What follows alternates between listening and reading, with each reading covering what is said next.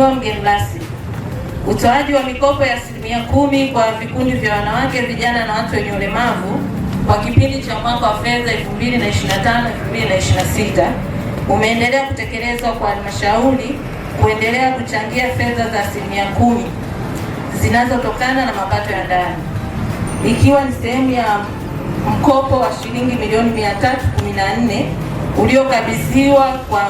uliokabidhi na undi yake kwa jumla ya vikundi 35. Mheshimiwa mgeni rasmi, tunaishukuru sana halmashauri kupitia Rais wa Jamhuri ya Muungano wa Tanzania Daktari Samia Suluhu Hassan kwa kuendelea kutenga fedha za 10% zinazolenga wanawake, vijana na watu wenye ulemavu kutokana na mwongozo wa utoaji wa fedha za serikali. Pia tunaishukuru sana benki ya CRDB kwa kuhakikisha fedha hizi zinaingia kwenye akaunti za vikundi, kusimamia vifaa hivi kufungwa vyote kama tunavyoviona hapo, na kuhakikisha usalama wa vifaa hivi tangu tulipovipokea hadi leo hii tunapoelekea kuvikabidhi. Asanteni sana CRDB. Mheshimiwa mgeni rasmi, kwa heshima na taazima tunakuomba sana ukabidhi mkopo huu wa vifaa kwa vikundi vya vijana vinavyoonekana hapa mbele yako. Aidha, orodha ya vikundi vinavyokopeshwa imeambatanishwa. Naomba kuwasilisha taarifa hii. Nimesoma mimi hapa Nyajuma kwa niaba ya afisa maendeleo ya wilaya.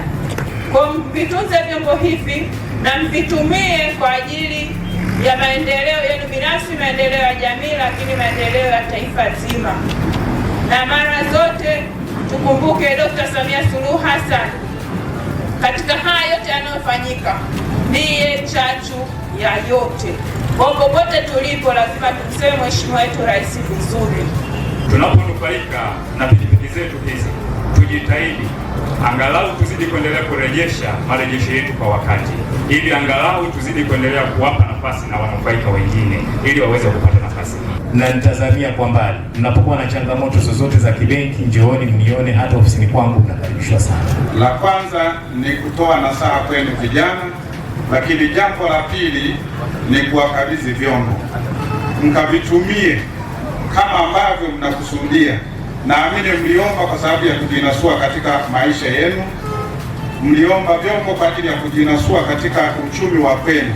Nini kinachofanya tamaa? Wewe leo unaumwa, mshukuru Mungu, tibu kwanza. Kwani si unaumwa? Sasa unaumwa, nenda wewe kafanye kazi. Sasa humjui, kafika huko kabeba mpunga wa wizi. Tunafanyaje? Kwa lazima tuangalie, tulinde nyendo zetu vizuri, tuwe waaminifu kwenye kufanya kazi na kusimamia mambo yetu ambayo yanaweza kutusaidia kufikia malengo hasa haya ya serikali, kuwarejeshea nyinyi vijana 10% hii ili mjiinue na mjikwamue.